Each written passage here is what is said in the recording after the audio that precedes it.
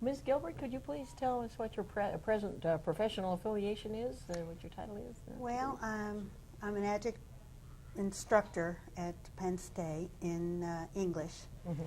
And then I work with Tom at the Performance Engineering Group. And then I'm trying to start a new business, which would be akin to a visiting nurse, but this would be the visiting writer. And I'm thinking of calling it Your Writer on Call. Oh, okay. Oh, okay. How do you describe yourself as a professional? If people ask what you do, what do you tell them? Well, I guess I wear a lot of hats. Yes, I imagine. I usually describe myself as a writer and editor because that's what I do most often. But then if I'm trying to get a job in which I'm required to write some instructional materials, I would describe myself as a designer, instructional designer. But I generally don't do what Tom does in terms of nobody calls me in to improve their productivity, for example. Okay. But you do work with him. I do work with him, and I enjoy that. But no one will call me up and say, Marilyn, how do I... Okay. Now, you grew up in Newark, New Jersey. Is that... I grew up in Bloomfield, New Jersey, and I'm about to have my 50th high school reunion in the fall. Fun. Okay. And you graduated from high school in Bloomfield? In Bloomfield. What year was that? That was 1943. And you went to college? I went to college in New Jersey, at Montclair State College, and then I went to Columbia and got a master's in English. In English? Yes, in modern British literature. But I also always had a math minor, and then after that I went to Boston University, and it was my goal was to get a PhD in math, and then I realized I come from a family of mathematicians. Oh, really? And then I realized that I really didn't want chalk dust, and I didn't feel that I was really gifted in math. You know, I have some cousins who don't go to high school and just go right on and get a PhD. You know? And that I was good in math, but I wasn't of that. I wasn't gifted. So I decided that I wouldn't pursue that, and I always wanted to be a writer. So that's what I really wanted to be. Now, I'd like to ask you some questions, if you don't mind, about your late husband, Charlie Furster. Where did you meet him, and under what circumstances? Well, he was from New Jersey, too, and actually it was a blind date. Oh, really? He, right after World War II, he came home and he took me to a party. It was to celebrate the divorce of someone who had married, one of his friends who had married a British girl, or when he was in Britain and decided that wasn't what he wanted to do. So it was a divorce party, and I met Charlie. Where were you in school at this point? Were you out of school? I was out of school. Yes. And I was teaching Latin and English in a little town in Belvedere, New Jersey. And no, I guess I had just quit, something like that. I was working for a newspaper, the New Jersey Labor Herald. That's right. Oh, okay. So you've been a reporter, too. Sort of, yeah. Okay. All right. So this is when you met Charles, and when did you two get married? Well, we married about, less than a year later. And what was he doing at the time? Was he at the time, he was going to, when I first met him, and in fact, when we got married, he had just graduated from Rutgers. He hadn't finished school, and so he was still going as an undergraduate, and then he graduated, and then we got married, and then he went on to Columbia. Now, was it Columbia when he became interested in psychology and behavior analysis and things like that? He was always, he was a psych major as an undergraduate, graduate at Rutgers, but Fred Keller was very influential in Charlie, and he introduced him to Skinner, but I think Charlie's first mentor was Warden. Professor Carl Warden, yes. Yeah. And then from there, when he met Fred Keller, and he became very much interested in and then read The Behavior of Organisms, then he was a Skinnerian from then on. Okay, well, I know he had a brilliant career in behavior analysis, and I wanted to inquire, do you recall some of his early research and writings? What kind of thing did he work on, and where did he go after he got his degree? Did he get his PhD at Columbia? He got his PhD at Columbia, but before he worked on his doctoral dissertation, as I helped him with the statistics and that kind of thing. When I think of how computers would have lightened that load, but I used to pound out those formulas. What was his dissertation on? Oh, I don't know. You don't remember. Okay, No. in spite of all those statistics, you don't. No. Okay. Well, could you, then he went, after he got his degree, where did he go? Well, he was still at Harvard then. Yes. He got his degree. He was at Harvard, I guess, for about 6 months before he got his degree from Columbia, though. Yeah. And then he stayed 5.5 years working in Skinner's lab, and then he went to Yerkes labs.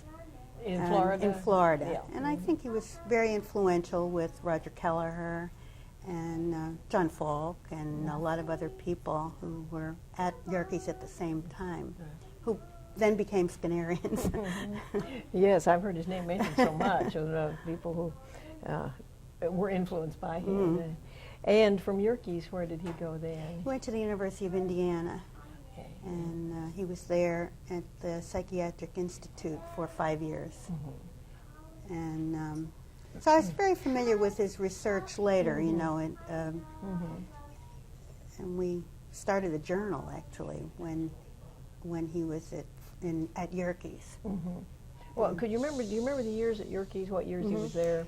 It was, let's see, he went in 1955, late 55, and was there for 2 years. Was that the Journal of Experimental Analysis of Behavior Yes, that got started down there? Yeah. Well, yes, it really did, but actually we were just thinking, or the psychologist, and I was the editor. Yes. And I took my first typing lessons so that I could type the journal. Okay. Down there, Down there, and then it didn't really actualize until we were at Indiana. And what year was it you moved to Indiana? It was 1957. And fall that's of when the journal 57. began. Was Yes. First year, 58? 58, Yes, yes. that's what I was recalling. Okay, and Charles was the first editor. He was the first editor. Right.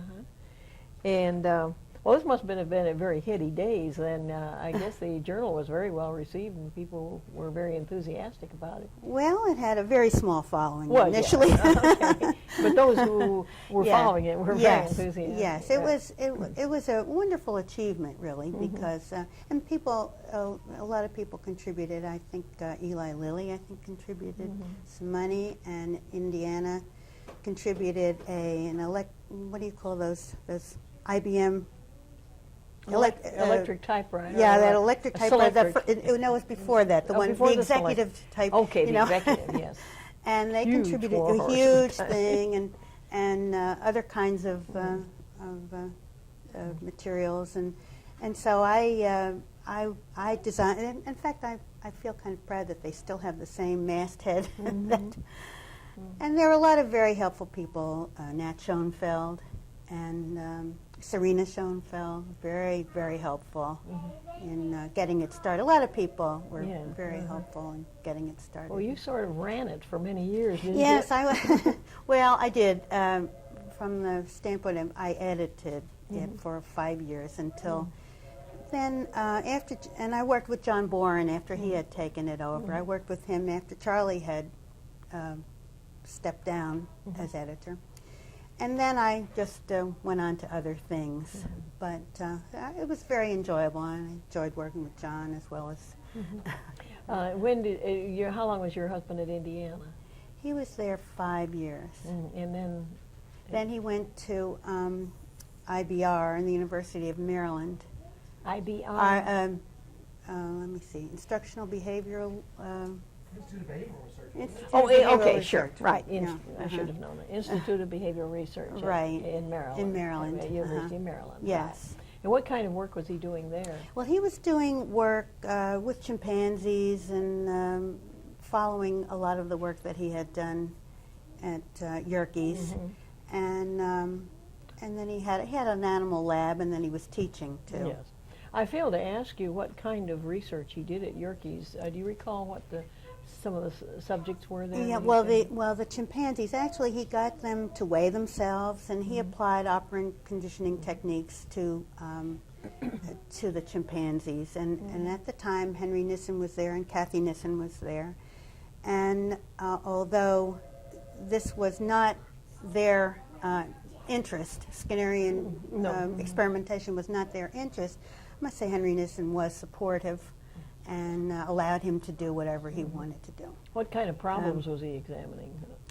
Well, one of the problems was that the chimpanzees in captivity were not reproducing, and so that was one problem. And I think initially he was only there 2 years, so initially I think a lot of his energies were taken up in applying these techniques to the chimpanzees themselves. And so that was the only one that I recall. And he was very busy with schedules of reinforcement and other things. And I don't think he was there long enough to really do a lot of work, except in replicating the data, the pigeon data with the chimpanzees. Right, yeah, showing it applied there. Yes. As well. What about at Marilyn now? What topics, do you know anything about what topics of research were covered there? No, he was, no, I really don't, because around that time our marriage we were only there a short time, and then we separated. And so I really don't know very much about what he was doing after that. I know that when he was at Indiana, he had a large influence on a lot of people there too, who later became Skinnerians, or certainly applied some of these techniques. And a lot of the psychiatrists, and there were a lot of them were psychiatrists. And he was working at Riley Hospital with autistic children. Well, how long were you connected with the Journal of Experimental Analysis of Behavior? Yes, I was 5 years. Okay. It used to be all in 5-year periods. Yes, doesn't it? Okay. And when and how did you meet Tom? Well, I met Tom through Charlie. We had come to Charlie's parents were in New Jersey, and mine were in New Jersey, and Tom was at Bell Labs, I guess. It was the first time, and I picked Charlie up at the lab. We were visiting Herb Jenkins, who also lived here, and Herb and Tom were working together, and so that was when I first met Tom. Then I never saw him again for several years, and then Charlie invited Tom out to the University of Indiana because he was the director of the programs, and he wanted Tom to speak on methetics, or he had announced that he was speaking on methetics, and of course it was August in Indianapolis, and they announced it as a seminar on mathematics, and nobody came, or very few. Okay. All right. Well, and then when did you and Tom got married? When? Yeah. We got married 27 years ago, 26 years ago. And did you start helping him with his work almost Yes, immediately? I did. I became hooked on Skinnerianism, even though I'm not a psychologist, but I became very, through Charlie. Yeah, I was really. going to say, when did you become a behavior analyst? I audited with John Berryman. I became friends with him. He was a graduate student when Charlie was a graduate student at Columbia. And I audited Fred Keller's course, and I tried to read the behavior of organisms, and I found it rough sledding. Yes. But I got you got through it. I got through it, I guess. And then, of course, through Charlie, and that's all anybody ever talked about. And we thought operant conditioning could save the world, and that was it. and that was it. And right.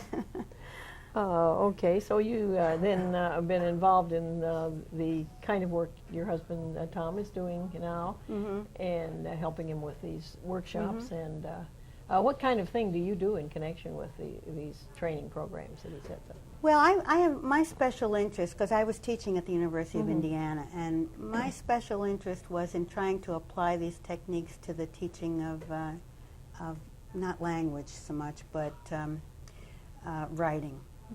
And so I've spent a lot of time trying to do that, and I think I get closer and closer, but it's really hard to get there.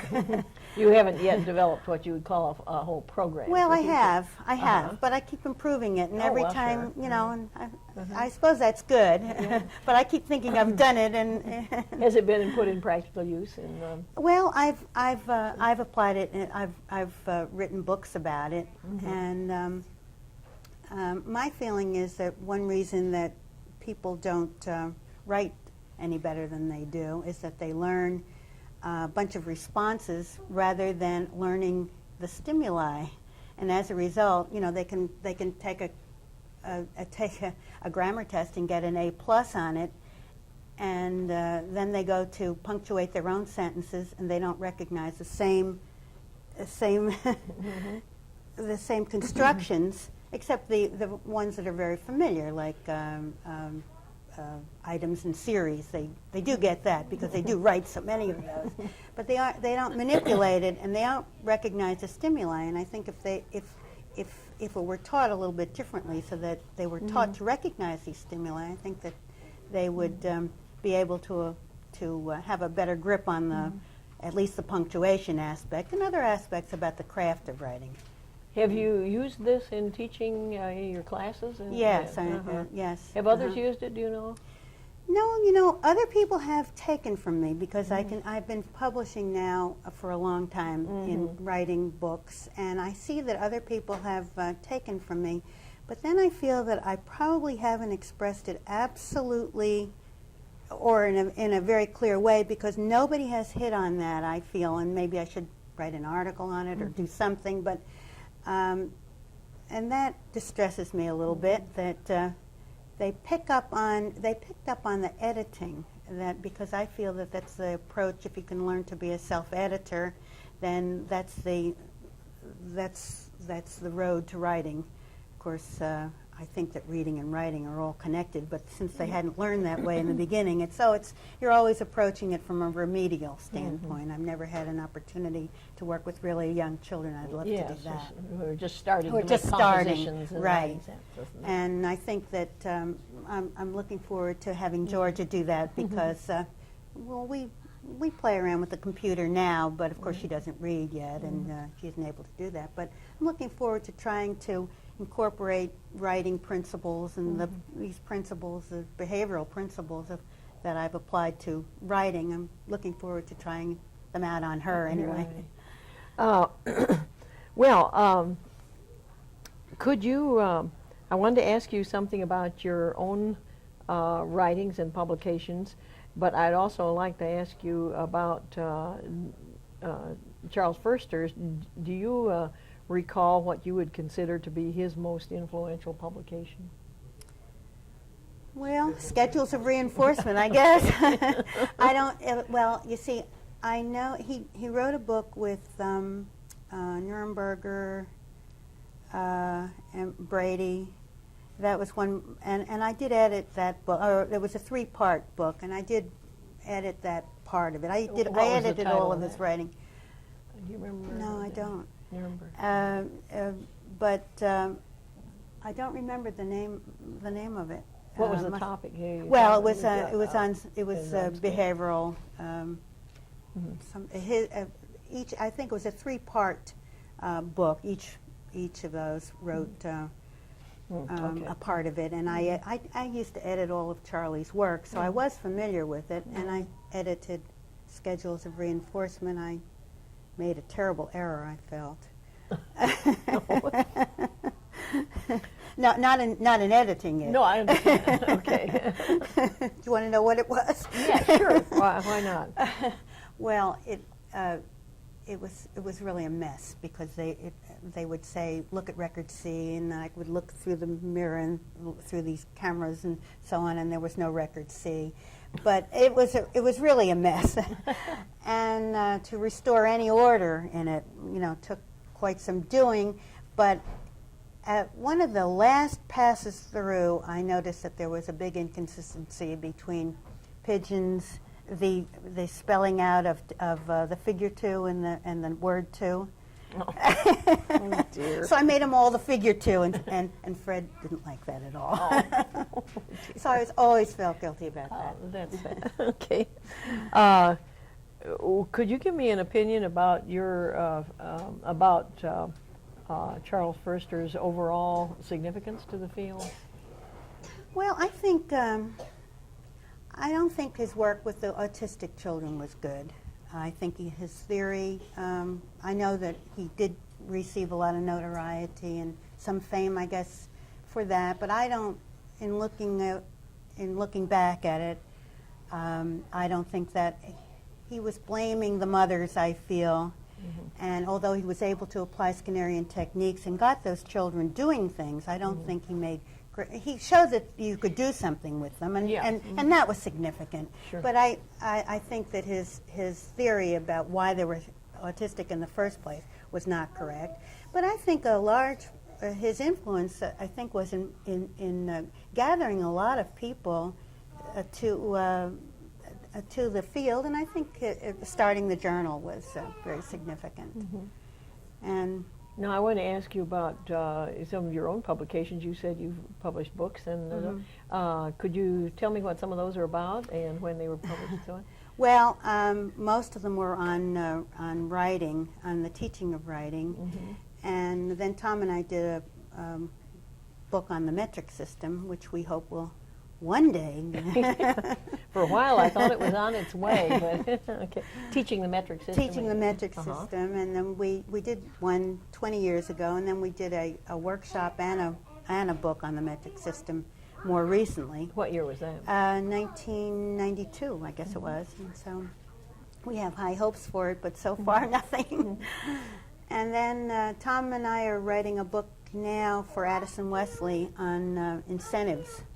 And it's mostly Tom's work. I'm the second author. This is for incentives in incentives at work. Yeah. I would love to be able to, I think what I would really love to be able to do would be to write a simplified version of behavior analysis that parents could understand or that people could understand, and that's my dream. Well, that's a great idea.